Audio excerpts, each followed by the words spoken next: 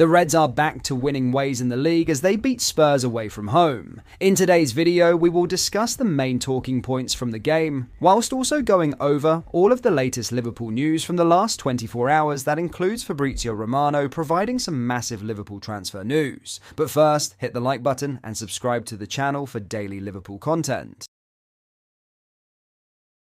This video is sponsored by Clothing. Clothing is a Liverpool clothing site owned by match-going fans. Each design is limited edition and is perfect to wear on a match day, on the terraces at Anfield, down your local, or cozy in the comfort of your own home. As stated, each design is limited edition, and if a product is showing out of stock, they will not be restocking the item, so if you have your eye on something, grab it fast.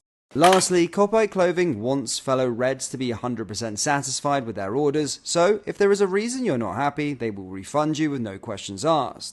Head over to clothing.com or down into the link in the description to get all of your Liverpool merchandise. Anyway, let's get back into today's video.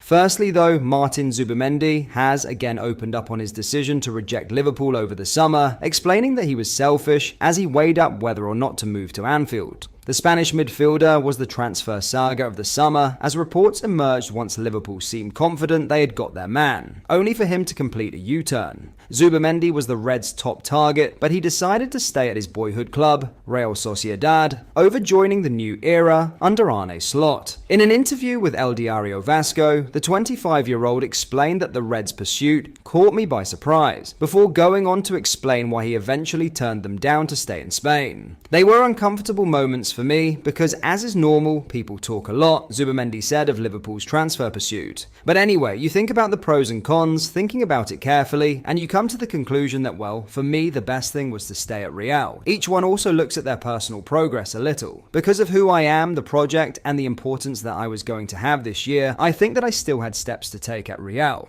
Yes, there are many variables that come into the equation, but the main one was selfishly thinking what was best for me. It is true that then there are those thoughts, but I tell you that I tried to be, although it may seem untrue, as selfish as possible, thinking about myself first and foremost, the best thing was to stay.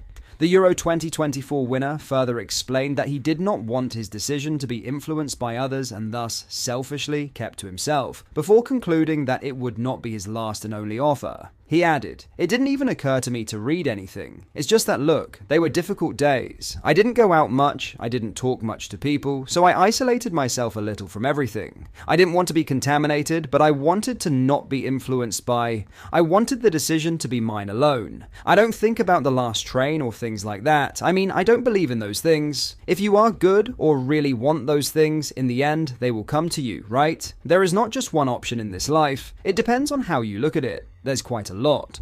I think I have years ahead of me. I am happy with the contract I have, so we haven't talked about anything else." Despite his rejection, Liverpool remain admirers of the 25-year-old, and links continue over a possible return for his signature in the upcoming transfer windows. The Athletic's David Ornstein recently reported that sources believe he is now coming to terms with the idea of leaving Real, though there remains uncertainty thanks to his history of U-turns.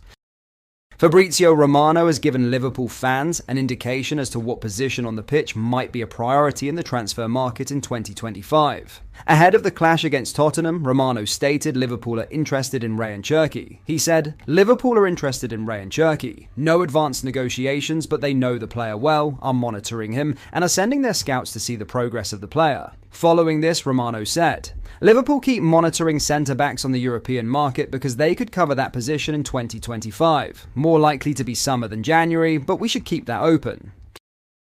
There was plenty to admire from Liverpool's 6-3 win at Tottenham, as the Reds produced some stunning football with Dominik Szoboszlai linking attack and defence. In this part of the video, we will go over the 5 major talking points. Liverpool's football was beautiful to watch. After ex-Red Dominik Szoboszlai scored to draw Tottenham within 2 goals of Liverpool's lead, Slot's side took a moment to compose themselves, and it was notable how the team dropped back into shape for a couple of minutes. With the defensive lines now closer together, Liverpool held firm before showing their second half ruthless streak once again, as they broke swiftly, working their way down the left into the final third, where the ball was switched to Diaz, who finished clinically. The counter-attack was just one example from a 90 minutes full of direct and aggressive attacking football from Liverpool. The Reds weren't scared to go long, and when they did, it was with purpose. Trent Alexander-Arnold re-found his radar to provide impetus in the first half, while quick counters were the best route to goal after half-time. Superb Dominik Szoboszlai. Nobody has ever doubted Szoboszlai's work rate. No one has really even doubted his talent. It has been his decision-making that has frustrated at times this season. We saw against Tottenham, though, what happens when everything comes together.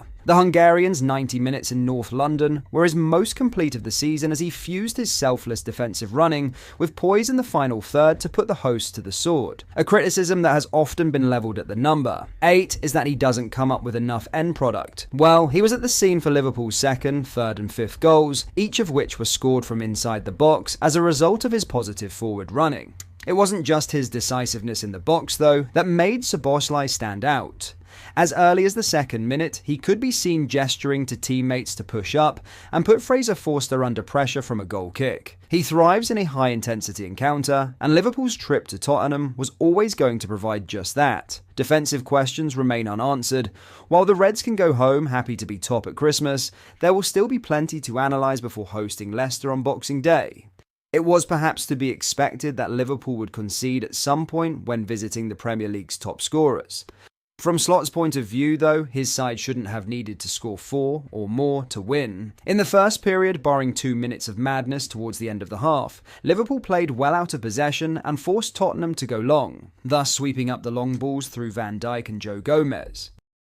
After the match, Mo Salah put Tottenham's goals down to how Liverpool defended as a team. And while that was true, with a 4-goal buffer, it did feel like the Reds relaxed after scoring their 5th. Had the score been closer, we would have seen a different defensive mentality from Liverpool. Mo Salah overtakes Billy Liddell. With his 2 goals against Tottenham, Salah drew level and overtook Billy Liddell as Liverpool's 4th highest goal scorer ever. In his 373 appearances for the Reds, the Egyptian has now netted 229 goals, averaging an incredible 1.63 games per goal. That means he's been scoring at a better rate than Ian Rush, Roger Hunter and Liddell across his Liverpool career. And while playing as a winger, given his current rate of scoring, the next milestone of 241 goals, the number Gordon Hodgson managed, doesn't seem too far away. What's so impressive about Salah, though, has been his ability to provide as well. Salah isn't just a goal scorer. As well as surpassing Liddell, Salah laid claim to another record of sorts,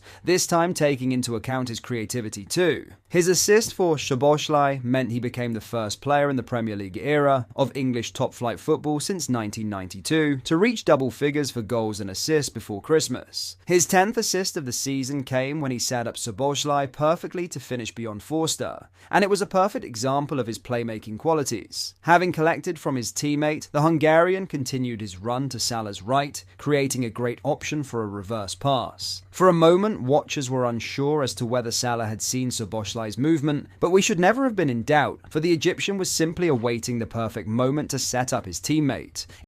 That brings us to the end of today's video. Let us know your thoughts down in the comments section below. If you enjoyed it, please do hit the like button and subscribe to the channel for more daily Liverpool content. Thank you.